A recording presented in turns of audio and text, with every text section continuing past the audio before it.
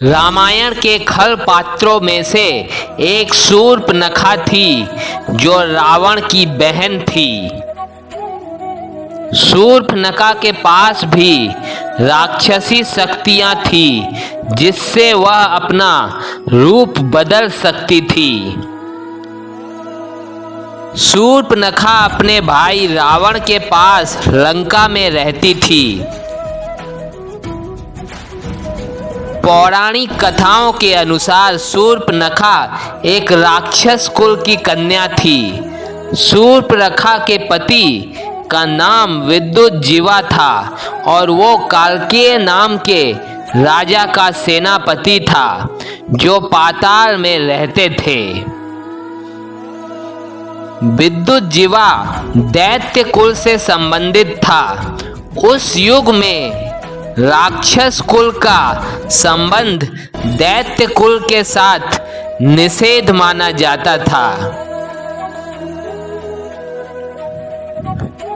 एक समय की बात है, शूर्पणखा किसी जंगल से गुजर रही थी और उसी समय अपनी सेना के साथ विद्युज्जीवा उसी जंगल में विश्राम कर रहा था।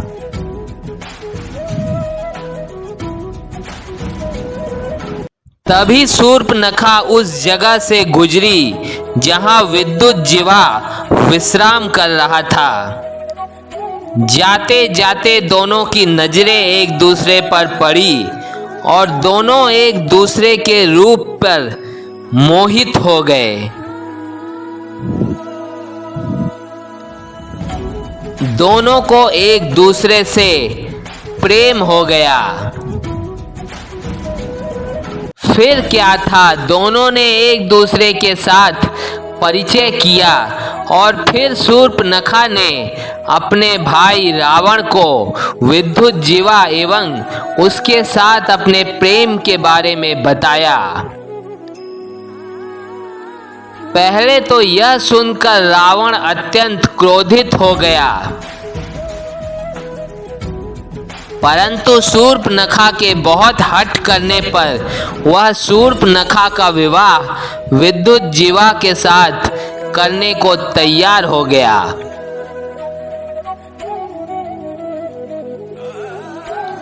फिर शूर्पणखा का विवाह विद्युज्जीवा के साथ हो गया, परंतु मन ही मन रावण इस विवाह से प्रसन्न नहीं था।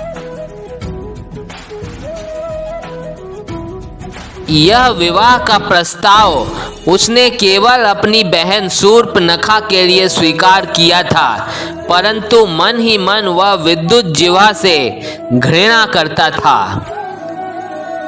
रावण ने जब सारी सृष्टि में अपना एक छत्र राज स्थापित करने के लिए अपना विजय अभियान प्रारंभ किया, तब कालकेय के राजा ने रावण की अधीनता स्वीकार करने से मना कर दिया एवं रावण के विरुद्ध उसने युद्ध छेड़ दिया।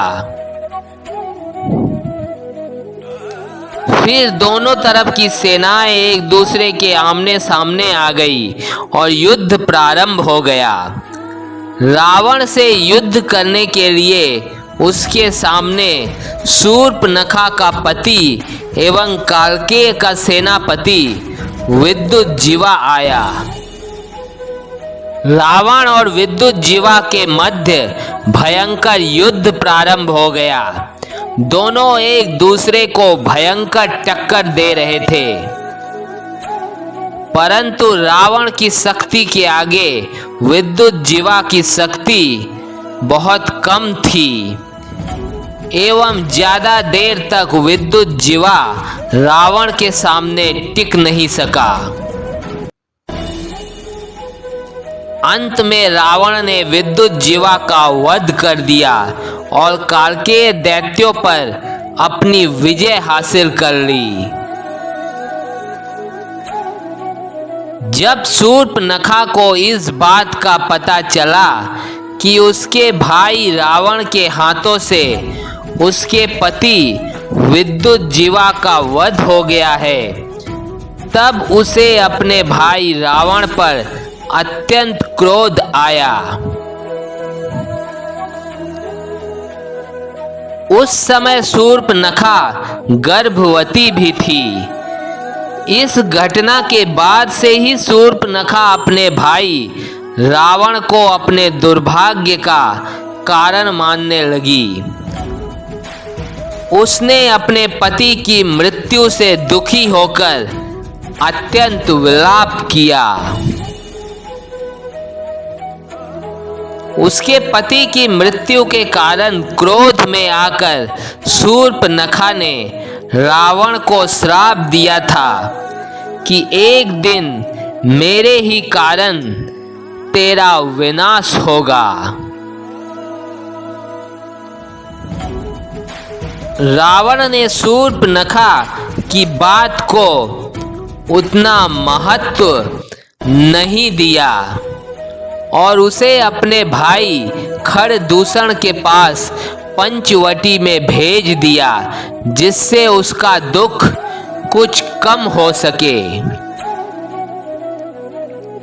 परंतु समय के साथ शूर्पनखा के मन का क्रोध और अधिक बढ़ गया और वह रावण से बदला लेने का मौका ढूंढने लगी। उसकी पति की मृत्यु ही वह कारण था जिसके कारण शूर्पनखा ने प्रभु श्री राम और भ्राता लक्ष्मण से बैर लिया और अपनी दशा दिखाकर रावण को सीता का हरण करने के लिए उकसाया और बाध्य किया। सीता हरण के चलते ही अंत में रावण का सर्वनाश हुआ था। शूर्पनखा ने पंचवटी में जाकर प्रभु श्री राम और लक्ष्मण भ्राता को विवाह का प्रस्ताव दिया और माता सीता पर आक्रमण करने के बाद लक्ष्मण ने क्रोध में आकर शूर्पनखा की नाक काटी थी।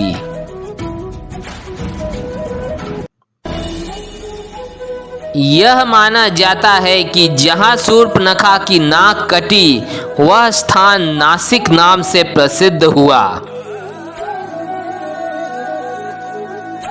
फिर रोते रोते शूर्पनखा रावण के पास लंका गई और रावण को सीता का हरण करने के लिए विवश किया। इस प्रकार से शूर्पनखा ने अपने पति विद्युत जीवा के मृत्यु के बदले की नींव रखी।